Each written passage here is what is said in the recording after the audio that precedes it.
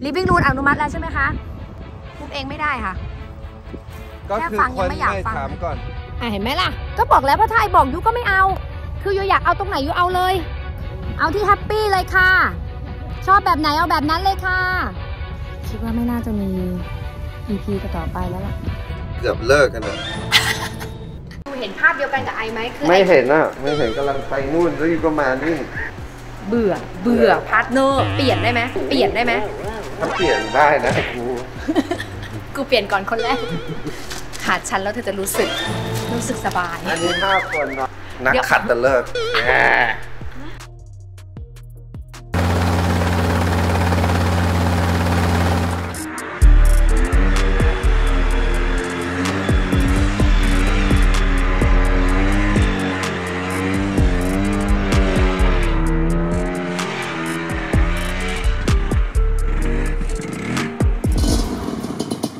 สวัสดีครับเรามาอัปเดตกันนะครับที่เมนทาชัย Land Bus ใน EP นี้แต่ว่าก่อนที่เราจะอัปเดต What do you gotta do? Subscribe and like and share and put rating or else you have bad dreams forever.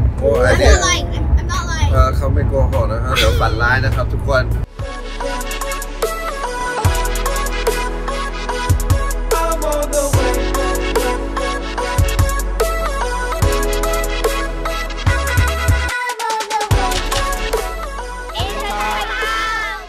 ตอนนี้เรามาอัปเดตกันนะครับว่าเราถึงไหนแล้วใน EP นี้แล้วเราก็ตัดสินใจว่าบ้านนักดาวของเราครับเราต้องเริ่มตกแต่งในภายในครับเพราะว่ามันเหมือนไม่มีอะไรเลยมันเดินเข้าไปแล้วมันก็แบบโล่งๆใช่ไหมและอีกอันนึงก็คือว่ามันสว่างเพราะเราได้ให้เพื่อนเราไปนอนใช่แล้วเขาก็บอกตื่นตั้งแต่พอเห็นแสงก็คือมันตื่นแล้วใช่ก็เลย agree ว่าประตูจริงๆแล้วมันไม่ค่อย private เท่าไหร่ใช่ปิดมันหน่อยให้มันดูแบบว่ามิดชิดนิดนึงพอเข้าไปนอนก็รู้สึกแบบว่าส่วนตัวหน่อยนึงแต่เป็นเหมือนสไตล์ห้องสตูดิโอเนาะใช่ไหมคือมาเปิดไปแล้วก็เจอที่นอนอะไรประมาณนี้ใช่เราก็เลยได้มาตกลงร่วมกันว่าจะแบบไหนซึ่งโอ้โหเดชะบุญมากเรื่องนี้ตกลงกันได้ลงตัวค่ะ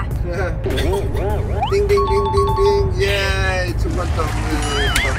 ได้แล้วแต่ก็มีหลายอย่างตกลงกันไม่ได้ใช่อันนี้คือ living room ของบ้านด็อกดาวก่อนนะคะเราก็จะเลือกแบบมินิมอลแล้วก็คนนี้เขาบอกว่าขอสีแบบเฟอร์นิเจอร์สักชิ้นเดียวพอ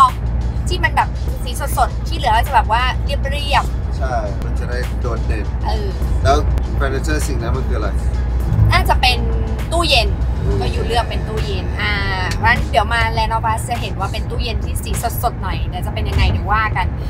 ก็เลยได้เกิดการไปลาดบุรีอีกรอบ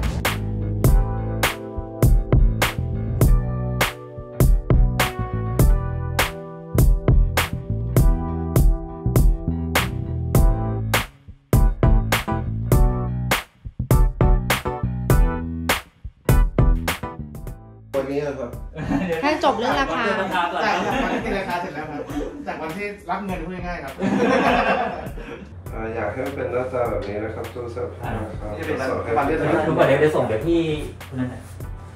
ดูก่อนประมาณอย่างเงี้ยครับนี่ตะแกรงนิ่มไหวด้วยครับโต๊ะมาตรฐานว่า75นะแค่75ก็พอโต๊ะ75ใช่ไหมคะหรือ80ก็ได้ถ้า80แต่ทีวีมันจะอยู่ตรงนี้ไงแล้วก็สายแล้วนี่เป็นเครื่องตั้งทีวีอะไรใช่ปะครับก็ในระหว่างทางพอหลังจากคุยกันเรื่องบ้านนักดาวก็มาคุยกันเรื่อง living room ซึ่งมีการถกเถียงกันแบบฉันจะลงจากรถฉันจะไป dramatic ฉันจะไม่ถ่ายรายการอีกต่อไปแล้ว dramatic แต่ว่าคือ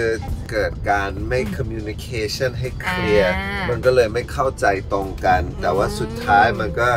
ลงตัวแล้วเราก็ agree ว่า positioning ของ living room มันจะอยู่ที่ไหนแต่ว่ากว่าจะได้ตรงนั้นใกล้ตายเกือบเลิกกันนะ living room อนุมัติแล้วใช่ไหมคะพูดเองไม่ได้ค่ะก็คือคนไม่ถามก่อนทางเข้าอยู่ตรงไหนก็ถ้าไอบอกยุก็ไม่เอาอีกสมมุติว่าไอไม่ได้บอกแล้วกันตรงนี้ไงพอเข้ามาปุ๊บก็เห็นไหมล่ะก็บอกแล้วว่าถ้าไอบอกยุก็ไม่เอาคือยูอยากเอาตรงไหนยูเอาเลย เอาที่แฮปปี้เลยค่ะ ชอบแบบไหนเอาแบบนั้นเลยค่ะไม่น่าจะทำต่ออะไรได้แล้วครัวก็ไม่เหมือนกันliving roomก็จะตั้งคนละอันคิดว่าไม่น่าจะมี EP ต่อไปแล้วล่ะเพราะว่ามันไม่ลงตัวกันเอาอยู่พูดแล้วกันอ่ะไอให้อยู่ทำทุกอย่างที่อยู่ต้องการเอาเลย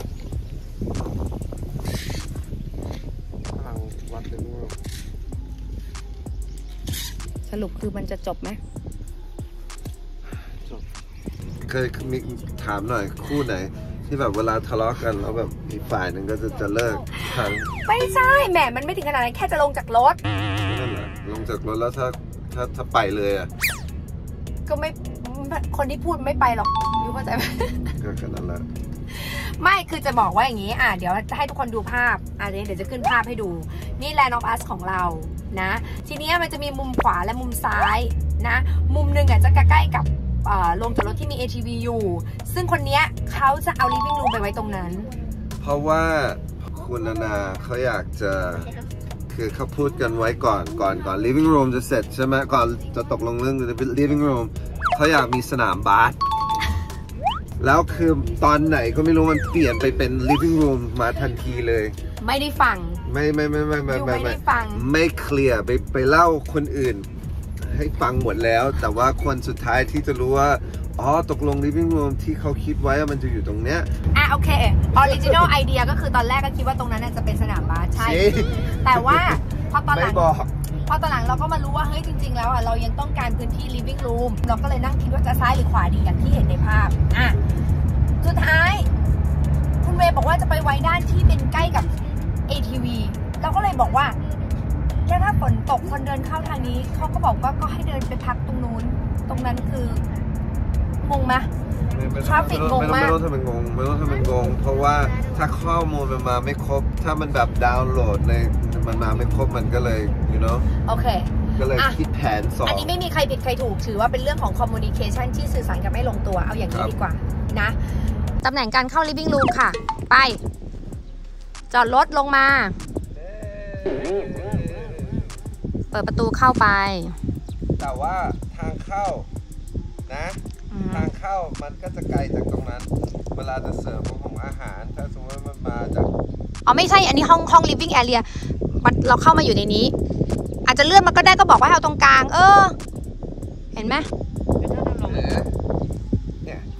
เพราะว่าเอาเป็นว่าคือเวลาคนอยู่เนี่ยได้มันมานี่มันไม่ไกลไปถ้าแบบกว่าจะมีเรื่องที่คิดตรงกันโอเคเอาตรงสีม่วงเดินนิดนึงเดินเลยต้นแจงไปหน่อยแล้วก็ไปเข้าโอเคพอเข้าไปเสร็จปุ๊บทีนี้อาจจะเป็นโซฟาก่อนก็ได้แล้วก็ค่อยมาเป็นโต๊ะยาวตรงนี้อันนั้นค่อยไปว่ากันสร้างกรอบก่อนสร้างมาตรฐานก่อนใครคิดพี่ตีช่วยบอกหน่อยค่ะคุณนานาคิดครับแต่คุณเวฟูครับนั่นก็คือ living room นะคะเดี๋ยว EP หน้าจะมีแบบมาให้ดูแหละโอ้สวยด้วยเดี๋ยวเราให้ดู EP หน้าว่าแบบเป็นยังไงนะคะที่ตกลงร่วมกันแล้วก็เรื่องของหมู่บ้านเต็นท์นะครับเราก็ไปซื้อเต็นท์ในสไตล์ที่เราอยากให้มันเป็นนะครับก็เลยไปดูที่ ROX นะครับเป็นร้านของพี่ชายผมนะครับshout out toพี่หนุ่มแล้วเราก็ไปดูก็ไปถกเถียงกันในร้านว่าจะยี่ห้ออะไรแต่ว่ายี่ห้อแรกที่เราไปดูคือ Captain Stack นะครับก็ไปดูว่าจะได้เก้าอี้สีอะไรใช่เหลืองหรือขาวจะชนะคิดว่าใครเลือกเหลืองแล้วคิดว่าใครเลือกขาวบุ๊กเลือกอะไรเหลืองลูกพ่อแล้วมาอยู่ที่ไหนคะตอนนี้เราอยู่ที่ ROX ครับ the flagship store ที่พระราม 3ครับใช่เราน่าจะมาที่เดียวน่าจะได้ครบจบหมดแล้วแหละหมดแล้วสินะอย่ามาเถียงอย่ามาทะเลาะกันนะให้เลือกก่อนนะยอมตั้งแต่หน้าประตูแล้วว่าจะเอาอะไรอันนี้พี่ชายเรานะคะสวัสดีครับพี่หนุ่มครับพี่หนุ่มนะคะผู้ที่ไปกับเราทุกทริปปุบปับทริปก็ไปหมด หนีตามเราไปพี่หนุ่มคะนานาอยากได้คืออยากทำแบบสมมติว่าเซตแบบโคเดียกก็เป็นโคเดียกเลยหน้าบ้านมันเก้าอี้มันทุกอย่างเป็นเซตของมันไปหมู่บ้านสโนว์พีคอันนี้เป็นแบบสโนว์พีคหมดอันนี้เป็นยี่ห้อ หรือโคแมน มีแบรนด์ใหม่เนี่ยกัปตันสแต็กก็มีทั้งเก้าอี้โต๊ะครบทุกอย่างเลยทุกแคตตาล็อเลย โอเค อันนี้เป็นส่วนหนึ่งที่มี เอาเริ่มที่เต็นท์ก่อนถ้าขับเต็นท์สแต็กมีเต็นท์ประมาณไหนครับ ก็จะมี5คนก็มีครับแล้วก็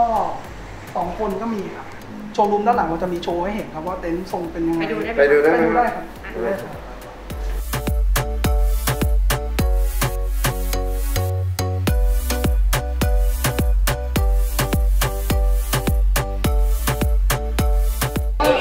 ตัวนี้พี่ แล้วก็มี ตัวนี้เป็นครับ ไม่แต่อันนี้มันนอนไม่ใช่สำหรับนอน ก็ลิฟวิ่งรูมของกัปตันสเต็ปไง อันนี้ใช่ครับ เนี่ยแม่มีตะข่ายยุงไม่เข้าเลยดูสินะ แล้วอยู่จะนอนในนั้นหรือจะเอาแบบไหน ไม่ใช่ก็คืออันนี้อยู่ข้างๆไงคือความหมายของยูเห็นภาพเดียวกันกับไอไหมคือ ไม่เห็นอ่ะไม่เห็นกำลังไปนู่นแล้วอยู่ก็มานี่ไม่เห็นอ่ะไม่เห็นกำลังไปนู่นแล้วอยู่ก็มานี่ ไม่คือหมายถึงว่าถ้าเรามีเต็นท์เสร็จเราก็จะมีลิฟวิ่งรูมของเขา เอาทีละอย่างมาเอาเต็นท์ก่อนไหมเรามาเลือกเต็นท์เฮ้ยทีละอย่างอย่ามาเถียงกันมาทะเลาะกันนะให้เลือกก่อนนะ ยอมตั้งแต่หน้าประตูแล้วว่าจะเอาอะไร เบื่อพาร์ทเนอร์เปลี่ยนได้ไหมถ้าเปลี่ยนได้นะกูเปลี่ยนก่อนคนแรกขาดฉันแล้วเธอจะรู้สึกสบาย อันนี้5 คนนอนได้5 คนอันนี้ชอบอันนี้5 คนมันนอนได้4 คนอันนี้อักรีร่วมกันเอาไปร่วมกัน1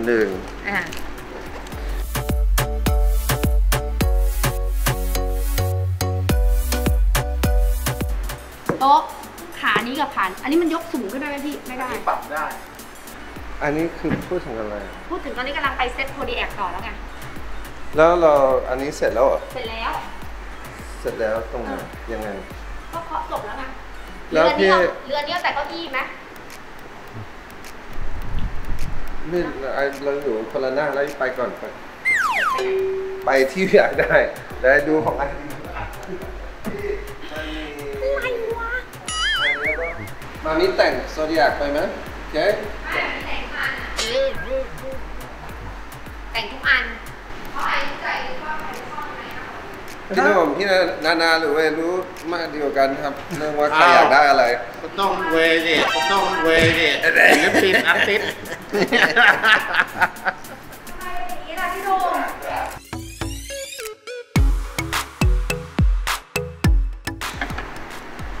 ชอบสีมันเนี่ยทำเอานี่ก็เหมือนไอตัวหนังสือของญี่ปุ่นใช่ไหมครับไอแคมเอายี่ห้อ ใช่อันนี้เขาคอลแลบกันเรากำลังใส่ ลองนั่งก่อนโอ้ยเจ็บเข่าเห็นไหมมันนั่งไม่ได้อ่ะถ้าจะลงมาจากหัวเข่าเลยอ่ะ acting โคตรแย่มากเลย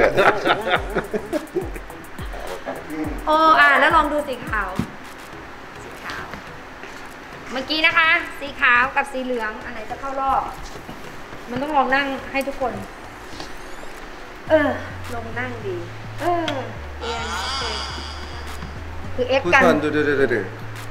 นักขัดตะเลิก ไม่แต่สีขาวมันดูแบบคลีนหน่อย แต่มันก็ดูเก่า ตกกระปกเร็ว โอ้ยไม่น่ามากับเพื่อนผู้ชายอย่างเดียวเลยไม่ได้อย่างเงี้ยแพ้ทาง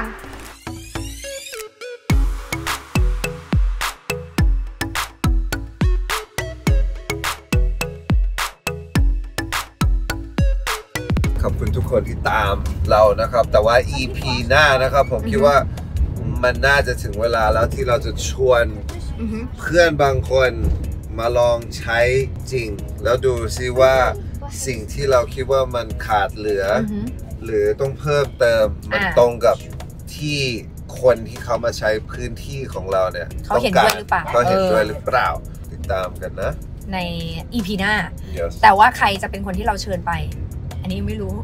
ใครจะเป็นผู้โชคดีนะติดตามกันใน EP หน้า EP นี้อย่าลืมกดไลค์กดแชร์กด subscribe แล้วก็พี่ปีหน้าบ้างแล้วกดไลค์กดแชร์แล้วก็กด subscribe ถ้าไม่กดจะฝันร้ายมากเลยนะกดกระดิ่งด้วยนะคะ